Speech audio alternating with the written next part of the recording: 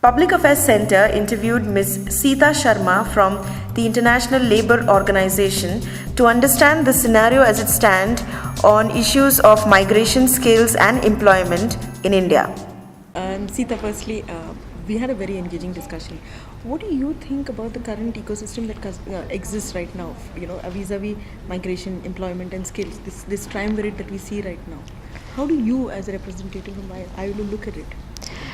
Okay, so the whole ecosystem where migration, skilling is looked together is, I would say, fairly nascent in the country.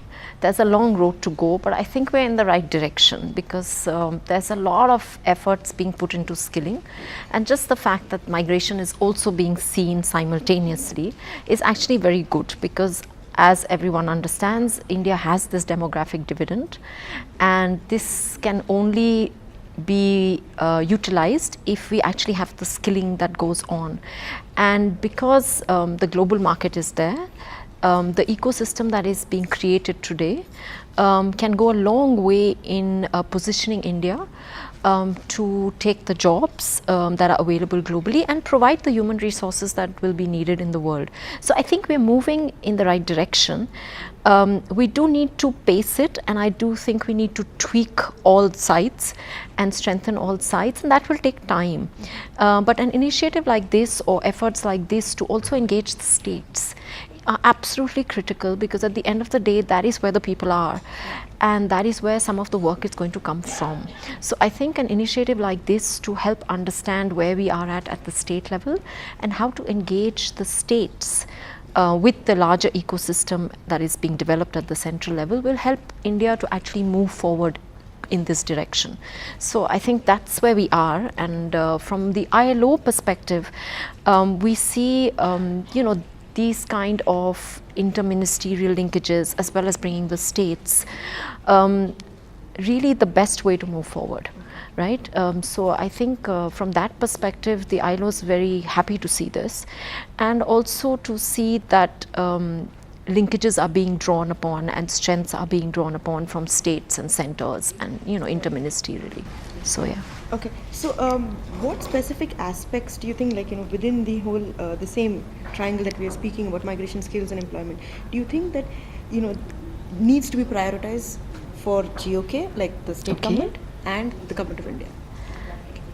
Okay, in terms of prioritizations, maybe let's start from the center first. So at the central level, I think much more needs to be done in terms of being nimble and being able to understand the markets that are overseas faster and more efficiently.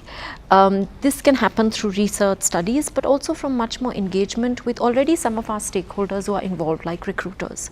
That will help us to understand the markets faster and therefore respond faster. I think the ecosystem, as we heard today, is opening up, is trying to be more flexible about how skilling can happen. But I think understanding the market is also very important. And then the links with education, for example, which also was spoken about today, is going to be very useful, because that is really how we will go forward in this area. So I think from the central perspective, I think we're moving, and they're providing the policy directions as well as the openness that is needed for this. And as priorities, the nimbleness will help us. In terms of what could be priorities for the state and the state of Karnataka, I think this is a state where the higher skills stand out.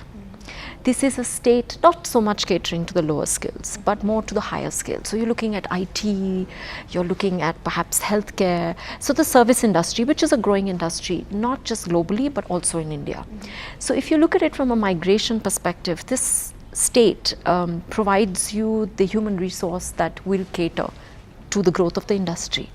And I think this is something that needs to be understood, realized, and then worked with. So when the global markets, let's say, are looked upon, then Karnataka can take the lead in understanding those markets and then evolving the ecosystem here with the skills on how we actually address those gaps in the labor markets there. So I think Karnataka stands in a very good space today to actually take some of the lead of what India will be known for and is increasingly being known for. Because if you go out into the world, if you go to Europe, India is about IT. India is not about other skills, you know. I mean, India is very clearly, go to the US, go to Europe. They talk of India as if everyone's an IT professional, really.